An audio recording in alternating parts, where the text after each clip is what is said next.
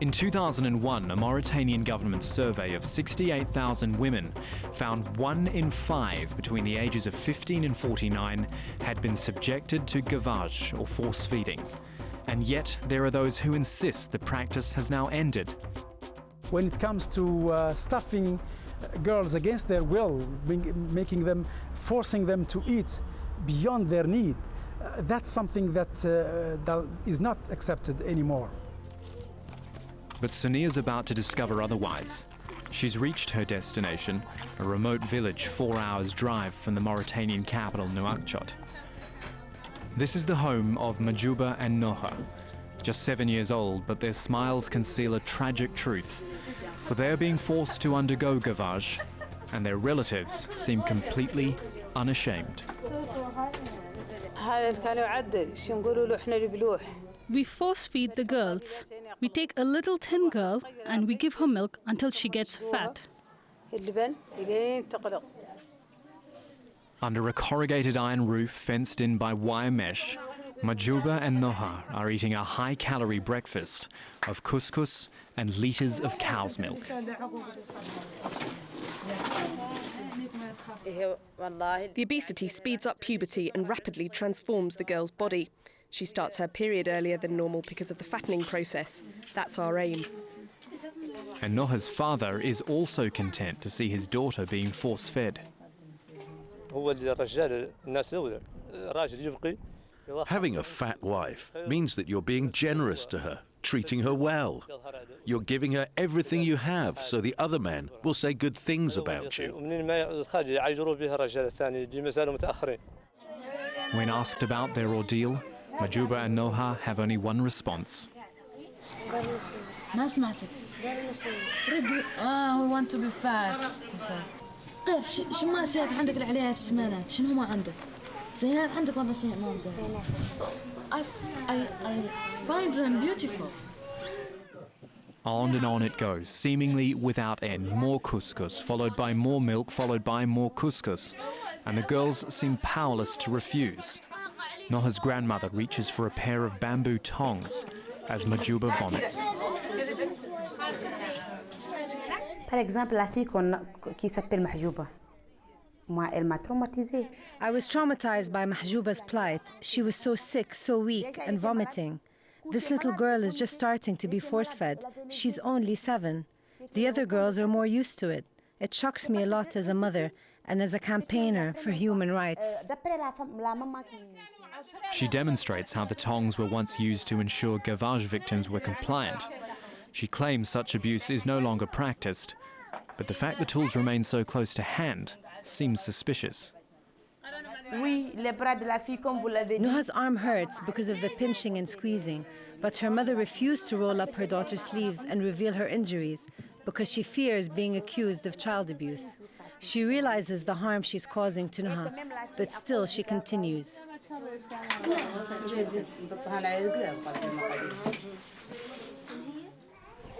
I force them. When they feel sick, I pinch them to prevent them from vomiting. I threaten and sometimes beat them.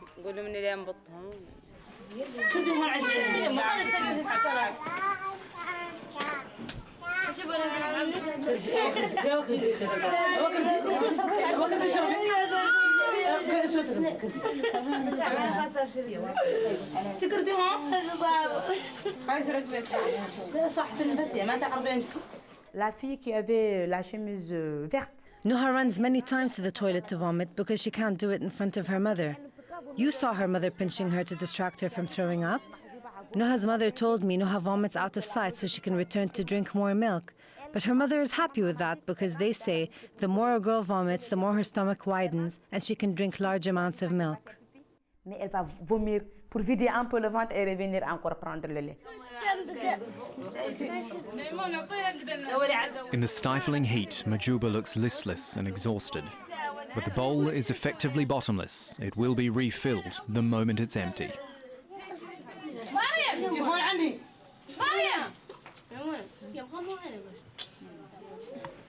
The girls are reaching breaking point.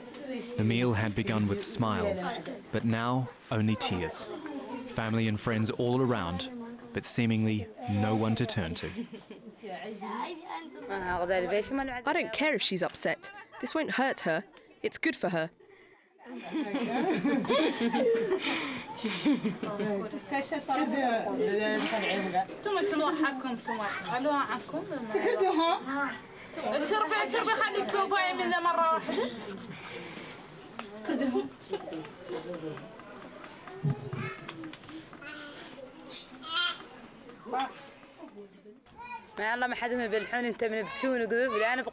When I was force-fed as a child, I cried too and vomited. I didn't like the gavage either. But as I got older, I started doing it to myself, and then I liked it. And when I was their age, I wept and I ran away to vomit, just like they do now. Mahjouba is forced to drink yet more milk. Noha may have already been sick during her frequent trips to the outhouse, but that doesn't stop her mother commanding her to finish the bowl.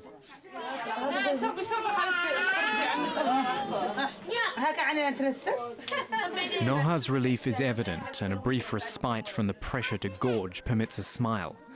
But regardless of time-honoured traditions, both girls are unwitting victims of child abuse.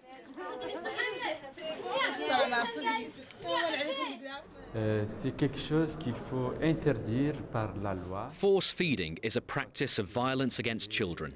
It should never be accepted, this type of practice, that will give a girl heart problems, leading to an early death. The immediate effect of gavage on the girl is the suffering. She's a battered girl. It's catastrophic. She'll always be depressed in her life and subjugated. But Noha's mother sounds far from subjugated, as she expresses a wish for Noha to grow up as a normal Mauritanian woman. Mauritanian men like women to be pleasing to their eyes and to their hands. I want the girls to be fat and big so they can get married fast and have children. But such a happy ending is by no means guaranteed. In the years to come, it could be Mahjouba or Noha on this operating table. The patient is having her gallbladder removed, a common procedure in Mauritania. Hundreds of obese women undergo this surgery every year, and this is why the gallbladder choked with cubes of cholesterol. This is a fat. All this is a fat.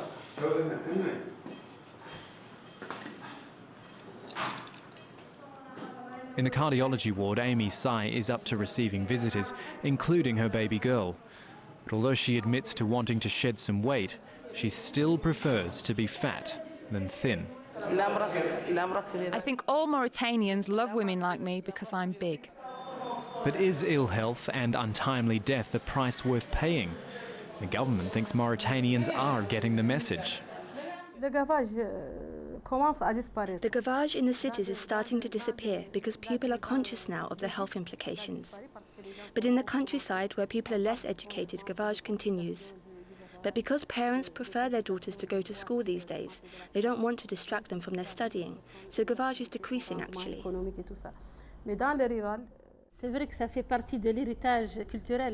Force feeding is a part of the cultural legacy, the heritage of Mauritania.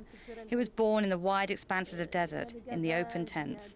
But it's not easy to impose a new way of life on people living in rural areas and to eradicate their traditions. It's early evening at the sports stadium in Nouakchott.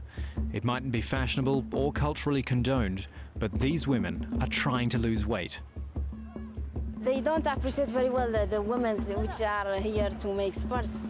Because me, for example, I can give you an example. When I was walking here, someone told me, just an example between others, told me, why are you trying to be so thin? It's not necessary. It will not be beautiful on you. Me, I don't want to be fat, just want to be in the middle. I don't like to be very thin, but not to be so fat. To be in the best thing is middle. My idea or my opinion, I like this woman, thin woman, and I like the woman to make sport. I think the young people, they like the thin now, the thin woman. In the Mauritanian capital, women are literally exercising their free will to decide for themselves the right balance between beauty and health. But across this sprawling country, in far-off towns and villages, Mauritania is deeply rooted in its culture and traditions, and girls like Majuba and Noha remain trapped in a tragic fate.